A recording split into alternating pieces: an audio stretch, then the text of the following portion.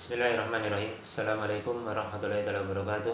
Alhamdulillahirrahmanirrahim. Assalatu wassalamu ala asyrafil anbiya'i wal mursalin wa ala alihi wa barik wa sallim ajma'in, amma ba'd. Teman-teman, saudara-saudariku yang beriman dimanapun berada, kembali pada kesempatan di pagi hari ini saya menyapa dan mendoakan mudah-mudahan kita semua masih dalam limpahan rahmat Allah Subhanahu wa taala, masih dalam naungan maghfirahnya, dan juga masih diberikan kenikmatan dan kesehatan berupa jasmani dan rohani. Yang mudah-mudahan pada kesempatan di pagi hari ini, di hari atau tanggal 9 Ramadan tahun 1046 Hijrah, tidak terasa kita akan menyelesaikan 10 hari pertama dari bulan Ramadan. Mudah-mudahan kita masih diberikan taufik serta kekuatan oleh Allah Subhanahu wa taala dan petunjuk hidayah untuk tetap istiqomah menyelesaikan amalia-amalia Ramadan yang masih tersisa. Kurang lebih ada sekitar 21 hari atau 22 hari ke depan atau 20 hari ke depan. Maka mudah-mudahan apa yang telah kita lakukan di awal-awal Ramadan ini bisa memacu semangat kita, baik itu dalam ibadah qiyam, salat qiyamul lail, tahajud, bersedekah, silaturahim, ataupun membaca Al-Qur'an. Banyak para ahli Quran yang memanfaatkan momen bulan Ramadan ini, yaitu dengan memperbanyak murojaah dari hafalan ayat-ayat Quran yang telah dihafalnya, dan juga menambah hafalan Quran terutama di 10 hari terakhir. Kenapa? Karena di malam-malam akhir, mulai dari tanggal atau malam ke-21 hingga akhir Ramadan, 30 atau 29 hari, itu dimungkinkan diduga turunnya malam Lailatul Qadar, di mana malaikat diturunkan oleh Subhanahu wa taala dalam jumlah yang hanya Allah saja mengetahuinya. Dan ketika malaikat turun dalam jumlah yang sangat banyak tersebut, sampai dari mulai awal malam sampai terbit fajar, maka kita akan lebih mustajab doa kita didengar oleh Subhanahu wa taala, karena doa kita banyak yang mengaminkan, yaitu para malaikat yang diutus beserta para malaikat beserta dengan juga Sayyidul Malaikah, yaitu pemimpin para malaikat, yaitu malaikat Jibril alaihissalam. Dengan banyaknya malaikat tersebut, maka semakin mustajab lah doa yang kita panjatkan. Maka bagi teman-teman yang mungkin doanya kurang maksimal dari tanggal 1 Ramadan hingga hari ini tanggal 9, maka bisa dimaksimalkan kembali, mungkin buat listnya apa yang menjadi tujuan atau goal di akhir Ramadan nanti.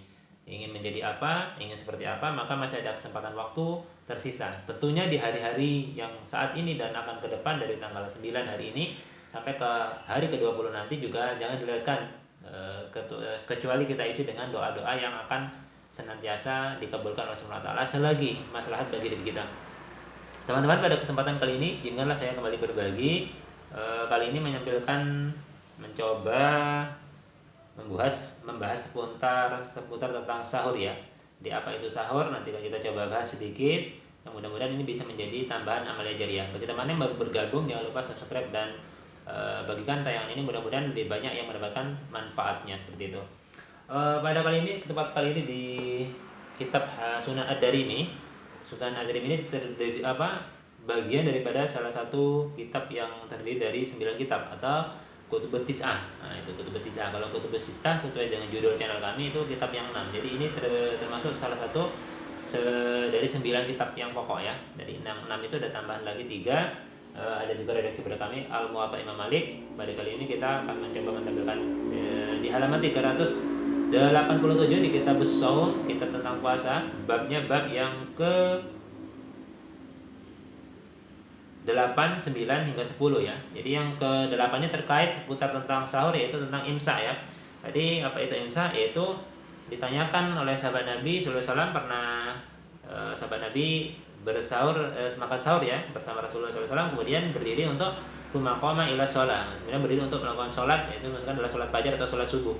Kemudian ditanyakan kam kana bainal adzani wa bainas suhuri. Jadi berapa jarak antara azan dan sahur itu? Ayat yang waktu yang berjarak antara selesai makan sahur dengan azan subuh. Ini di tempat kita dan negara kita dikenal dengan nama imsak ya, yaitu waktu kehati-hatian ya. Beda lagi kalau kita bangun memang 10 menit sebelum azan subuh, masih ada kesempatan untuk minum dan makan secukupnya gitu. Qala qadaru qiraati hamsina ayatan. Itu dijawab atau diberikan penjelasan oleh sahabat yang ditanya tadi. Kurang lebih qiraati itu membaca hamsina ayatan, 50 ayat kurang lebih. Maka 10 menit itu kurang lebih kalau bacanya santai tidak ngebut, maka imsak itu sesuai dengan sunnah. Maka kemarin kami buat video sebelum Ramadan yang membantah bahwasanya imsak itu adalah bid'ah mungkarah. Nah, ya sudah banyak, jadi teman-teman yang lain jadi asu aja juga membuat video yang sama, yang dengan bantahan-bantahan yang ilmiah tentunya ya, bisa dipertanggungjawabkan. Ini tentang imsak ya, jadi sudah selesai bahwa imsak adalah perkara yang memang disunahkan oleh Rasulullah SAW. Lalu di bab yang ke-9 masih di kitab Shaum di kitab Sunan Darimi ini di nomor hadis kitab kami ini 1696, yang pertama tadi 1695. Kali ini tentang sahur, yaitu dari sahabat Anas bin Malik radhiyallahu anhu, qala, ia berkata, qala Rasulullah sallallahu alaihi wasallam, bahwasanya Rasulullah sallallahu alaihi wasallam pernah bersabda,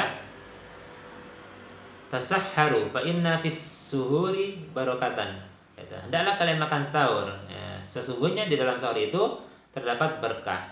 Berkah ini bukan yang kita bawa habis ke duri ya. Kali itu kan berkat kata orang Jawa. Itu juga mengandung kebaikan. Karena makan dari sedekah dikeluarkan yang dibuat oleh orang mukmin, orang Islam, itu juga makanan terbaik yang bisa kita makan seperti itu. Namun ini barokah itu dalam bahasa Arab disebutkan ziyadatul khair, yaitu bertambahnya kebaikan. Jadi kalau kita minum, kita makan ini, energi dari minuman, makanan itu bisa menyupport kita untuk lebih semangat membaca Al-Quran, untuk lebih semangat mengerjakan sholat malam ataupun sholat sunnah yang lainnya, bersemangat segera untuk mengerjakan sholat 5 waktu, bersemangat juga untuk bersilaturahim meskipun tidak bisa tatap mata, bisa dengan media sosial media, dengan cara-cara yang baik, menampilkan tayangan yang baik, ya kan, memberikan bantahan yang baik, dan juga mencintai ilmu pengetahuan, intinya meningkatkan sesuatu pergerakan yang mengarah kepada kebaikan. Jadi ziyadatul khair itu mana dari berkah itu sendiri. Jadi bertambahnya kebaikan dari apa-apa yang kita makan, kita minum tadi, energinya positif, disupport, ya, pikirannya positif untuk membaca Quran, untuk menghafal, untuk mentelaahnya, pelajari tafsirnya, diajarkan kembali, maka itu adalah berkah seperti itu. Jadi kalau kata ustaz kami yang pernah mengajarkan kami tentang tafsir Al-Quran, yaitu dia menyampaikan hidup ini apa yang dicari kalau selain daripada berkah? Ya biar sedikit, biarpun apa, yang penting adalah berkahnya yang dicari. Maka benar itu bahasanya berkah itu adalah ziyadatul khair, bertambahnya kebaikan-kebaikan. Jadi bukan sahur ya teman-teman sekalian. Jadi waktu sahur ini kan, sahur ini waktu akhir ya, waktu akhir sebelum subuh. Ya, kurang lebih ya 30 menit sebelum azan subuh itu waktu-waktu sahur yang terbaik. Jadi kalau ada yang bangun, maaf gitu, jam 2, setengah 2 sudah makan, ini kurang tepat kalau menurut kami dan menurut penjelasan guru kami juga. Jadi kalau jam 2 itu makan malam masih ya. Walaupun juga ada efek ya, efek dari makanan itu akan membuat kita bertahan lebih lama energinya di siang hari. Cuman kalau kita makan 30 menit sebelum azan subuh, itu kita waktu menahannya hingga maghrib tidak terlalu lama. Nah, kalau sekarang waktunya mungkin kalau di sini ya, wilayah Purworejo ini, Jawa Tengah, kurang lebih 13 jam sampai 14 jam kalau itu orang makan jam 4 selesai. Tapi kalau dia makan jam 2 atau setengah 3 sudah selesai makan, itu waktu menahannya akan lebih panjang lagi. Ya kan? Berapa tuh? 3, setengah 3, 4, 5, 6, bisa sampai 15 jam setengah gitu kan. Nah itu kan maka akan menguras energi. Makanya ada hikmah kenapa sahur diakhirkan. Jadi berkah ya kalau tepat pada sasarannya makan sahur tadi, ya kan, maka kita akan mendapatkan energi yang cukup gitu maksudnya ya. Minum secukupnya, makan yang mengandung gizi, ya itu akan bertahan sampai kita menemui waktu berbuka. Jadi untuk tilawahnya pada asar masih kuat ya, jangan sampai pada asar tinggal meletakkan telinga saja gitu, nggak kuat lagi buka Al-Quran. Ya kalau misalnya punya hafalan nggak kuat megang mushaf, gampang gitu, tinggal baring sambil baca hafalan saja dalam kondisi yang suci tentunya ya. Ini berkah ya tentang sahur, yaitu seputar tentang sahur. Jadi pertama imsa, ini sahur, dan yang ketiga di bagian akhir daripada pembahasan di video ini yaitu sebentar teman-teman.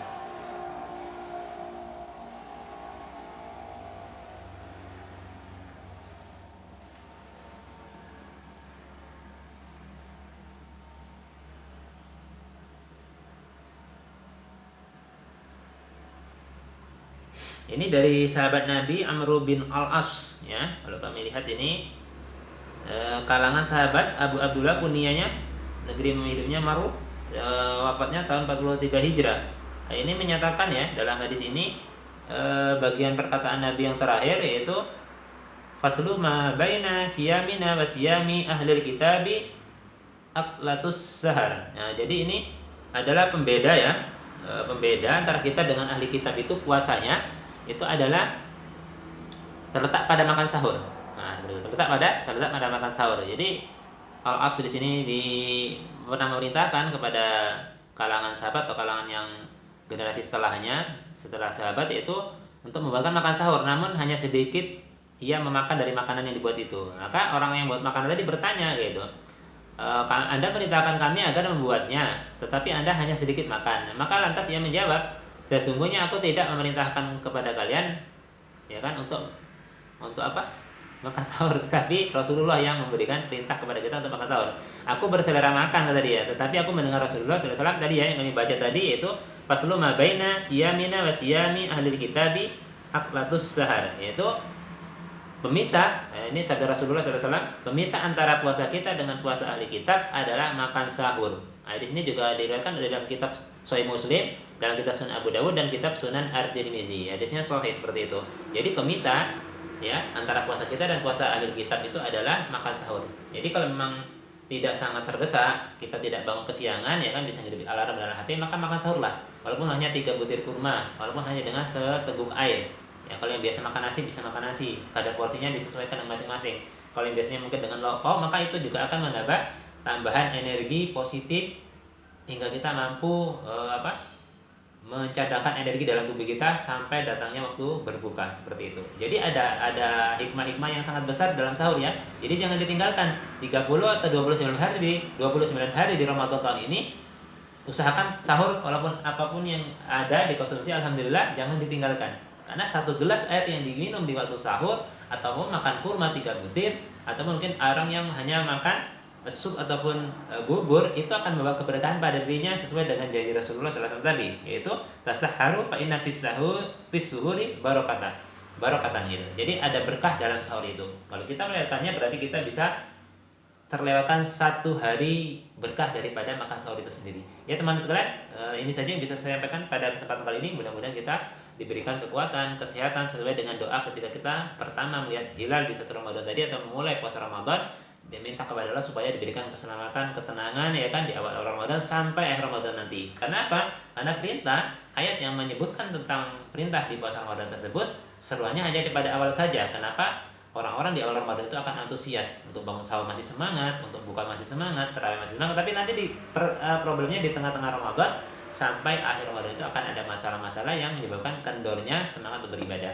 Apa saja yang menyebab pemicunya daripada kendornya semangat ibadah tersebut? Apa saja yang bisa membuat kita bertahan hingga sampai akhir Ramadan, tilawahnya tetap semangat? Itu mungkin akan menjadi pembahasan pada video berikutnya. Jadi silakan berlangganan pada channel kami. Insya Allah akan kami tampilkan nanti dalam redaksi yang berbeda, dan mungkin juga akan menampilkan kitab yang berbeda agar semakin luas, semakin kaya wawasan tambahan pengetahuan kita, tidak jumut pada hanya satu sumber saja, tetapi sumber-sumber yang memang tercantum dan terhubung kepada Rasulullah SAW ada baiknya dan juga tidak ada kelirunya, kita akan tampilkan secara bertahap insya Allah. Amin Allahumma amin. Assalamualaikum warahmatullahi wabarakatuh.